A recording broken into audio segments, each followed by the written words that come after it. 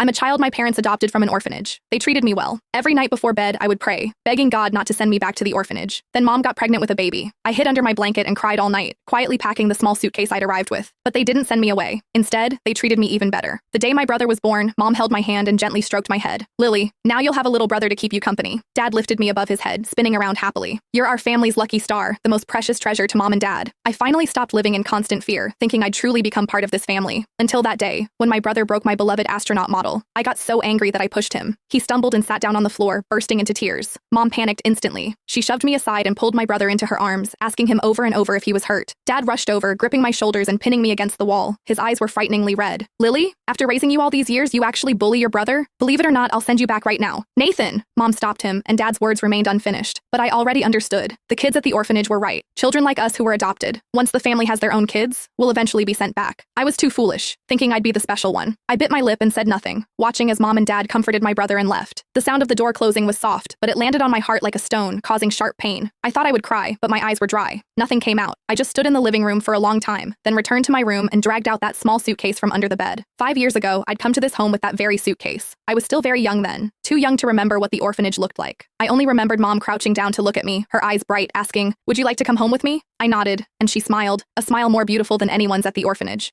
But just now, there was no smile in her eyes. When she left holding my brother's hand, she didn't even look back at me. Dad didn't either. I knew they must really be planning to send me back. Rather than wait for them to say it, I might as well take the initiative myself. That way at least. It wouldn't be too humiliating. I could tell the kids at the orphanage, they didn't abandon me. I chose to come back myself, though they probably wouldn't believe me. I gently brushed the dust off the suitcase, pulled open the somewhat rusty zipper, and began packing. I started with some clothes, my favorite pink dress, the sweater Mom knitted last year, and that slightly pilled red scarf. I folded them neatly and placed them in the suitcase. I didn't dare take too much, afraid they'd think I was too greedy. Then toys. I hesitated for a long time and finally took only 2 things, a gray stuffed rabbit and a plastic star necklace. The stuffed rabbit was what Mom had tucked into my arms on my first night in this home. She'd said, "Let it sleep with you, and you won't be scared." It was already worn and tattered, with one ear crooked. But it was the first gift I'd received in this home. I couldn't bear to leave it behind. The star necklace was something Dad brought back from a business trip. It even had my name engraved on it. Finally, I took a family photo. It was taken shortly after I first came to this home 5 years ago. In the photo, I was held between Mom and Dad, smiling so hard my eyes disappeared. I carefully wrapped the frame in the sweater and placed it in the middle of the clothes. That way, when I missed them, I could look at it. After packing everything, I closed the suitcase and zipped it up. The suitcase was heavier than when I'd arrived. I tested lifting it. I could barely manage. Outside, the sky had turned completely dark. I sat on the suitcase, quietly waiting for Mom and Dad to come home. When they returned, if they really wanted to send me away, I would say, "Okay, I've already packed." What if they wanted me to stay? If they kept me, I'd put the suitcase back and pretend nothing had happened. 7 o'clock, 8 o'clock, 9 o'clock. They still hadn't come back. Were they deliberately giving me time to leave on my own? Perhaps I should be more tactful. At 9:05, I stood up and took one last look at my room. On the desk lay unfinished homework. On the bed was the blanket Mom had aired